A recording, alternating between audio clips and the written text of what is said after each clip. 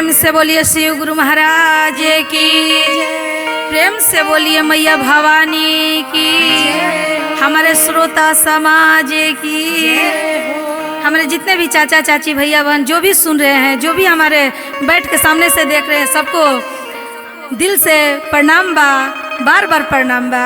फिर से हम सपना रानी वही सी चर्चा में चला तनी। आप सबके अच्छा लगी तो प्यार देवे के बा, कहे के बा कैसे कैसे हो अरे राउरे लहारी हमारो परनवा दरसनवा दे दी है गुरुजी। जय हो।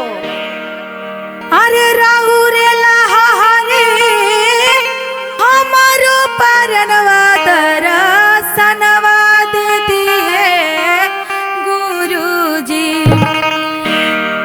अरे दुनिया के माया वो हर छोड़ दे हनी सरनिया में ले ली है गुरुजी। अरे दुनिया के माया और छोड़ दे सरनिया में ले लिए गुरुजी। अरे दुनिया के माया वो है छोड़ दी हली सरनिया में ले ली है गुरुजी। अरे दुनिया के माया और छोड़ दे सरनिया में ले लिए गुरुजी। अरे हो रे ला हमारा रौरे ला मनवा दसनवा दे दी है गुरुजी। अरे हरे ना हमारा रौरे करना मदरसना दे दिए गुरुजी। अरे रौरे ला हरे हमारा परनवा दर्शनवा दे दी है गुरुजी। अरे रौरे ना हरे ना हमारा परना मदरसना दे दिए गुरुजी। अरे दुनिया के माया वो है छोड़ दियानी सरनिया में ले ली है गुरुजी। अरे दुनिया के माया और छोड़ दे सरनिया में ले लिए गुरुजी। अरे दुनिया के माया ओ हरे छोड़ दियाली सरनिया में ले ली है गुरुजी। जैसे फेरली गुरु भाई पधे अनवा शिष्यों पर फेरी है गुरुजी। जैसे फेरली गुरु भाई पधे अनवा शिष्यों पर फेरी है गुरुजी। बैठल बानी रौरे चरनिया तरसनिया दे दी है गुरुजी।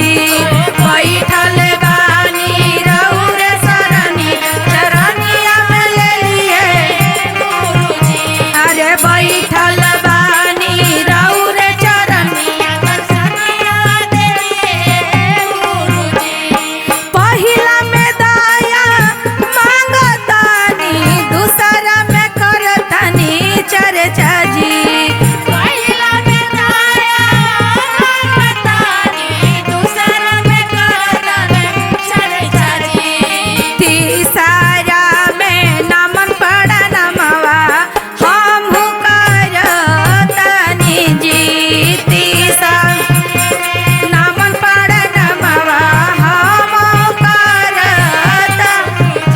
अरे दया से दया मिलेला चर्चा से ज्ञान जी।